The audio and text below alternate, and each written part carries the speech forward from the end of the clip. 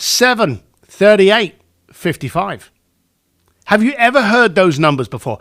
I hadn't, until a gentleman over at UCLA and a gentleman, a friend of mine, Chris Voss, actually put them in his book. You see, at this moment in time, we're not getting to communicate with a lot of people. And this professor actually came up with the 738-55 law. And Chris Voss did a fantastic book. Chris was actually on one of our podcasts a while back. So you can go to stevedsims.com/podcast and actually find all the guests I've had on these podcasts and find Chris's. He's got some great stuff in there. One of my favorites is when he talks about his midnight DJ voice. Chris, you're a star. You know you got a fan here. Anyway, back to it. 7, 38, 55. And I'm going to keep repeating those numbers because you need to remember them. This professor, big long name that I can't remember, I apologize, and I certainly couldn't say it well when I did know it. He actually stated that 7% of the communication we have between a person and another person comes across in the copy, the words, the text, the message. 55% of the communication comes over in our body language, our visual symbols, our signs. And 38% of it comes across in something that we've spoken about before, tonality. Now, as you know, when you send out an email, you've only got copy. I've said a million times, and I want you to remember, no matter what you send someone, whether it be text or email, it will always be received in the mood the recipient is in, not in the mood that you sent it. If they're in a happy mood, they're going to love whatever you say.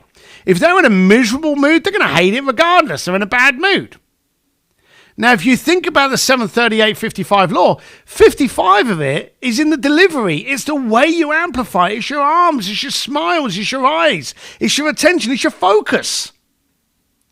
38% of it, as probably demonstrated from there, is the tonality. I send you a text, tomorrow, beer, 7 p.m., be there. That's very monotone. That's demanding. That may pee you off if you receive that text. But let's just say, for argument's sake, I actually videoed that message and sent it to you. And I went, hey, tomorrow night, 7 p.m., be here, be there. It's a lot more exciting. There's a lot more enthusiasm in there. Same message. It did startle me when I found out that the message only made up for 7%. But I was actually speaking to a friend of mine, and he said, you imagine when you walk into a movie or you're at a bus stop and a bunch of people are telling a joke and they laugh at the joke. You can't help but laugh. You can't help but smile.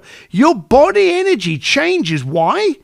Because you're reacting to the tone, the excitement, the enthusiasm, the laughter, the body language, the open eyes, the face, all of that. You didn't even get the message, but it still got to you. Now, I've spoken to some great comedians in my life, and I remember Jay Leno telling me that it's all to do with the delivery, very rarely to do with the joke.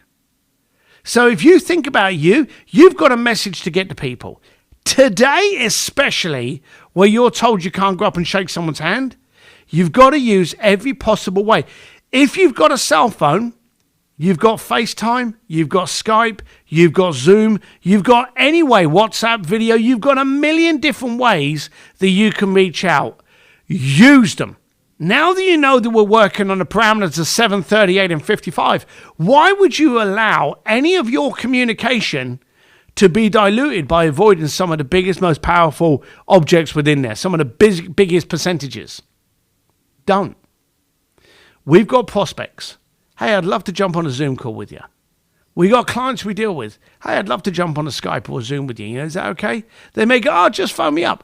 But even when they're phoning you up, again, remember, if your message is decent and your tonality is exciting, that they're engaged, then you're still pretty good. You know, you're at a halfway house of something coming through.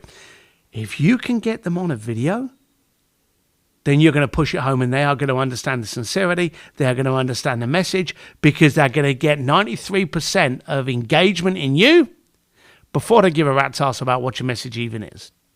And if your message is strong, then you've got a home run. When you think of it in those percentages, why would you ever communicate with anyone that doesn't have any ability to express tonality and to express video, which is your face and your body language. Why would you do it? Okay? Because is your copy really that good? Is your text are your writing skills really that damn good? Now, bearing in mind, if you think about any of the big authors, if you think about J.K. Rowling, for argument's sake, she never became a billionaire because she wrote Harry Potter. She became a billionaire because she wrote Harry Potter and they turned it into a movie. And you could suddenly see what these people look like. That's the bottom line. Don't miss out on some of the greatest assets you have. Your eyeballs, your tonality, your excitement, and your passion. If you don't have any of that, then you shouldn't be doing it in any case. But please start using it. We need every attribute we can to be able to appropriately communicate with people today. And more than ever, we need to do it.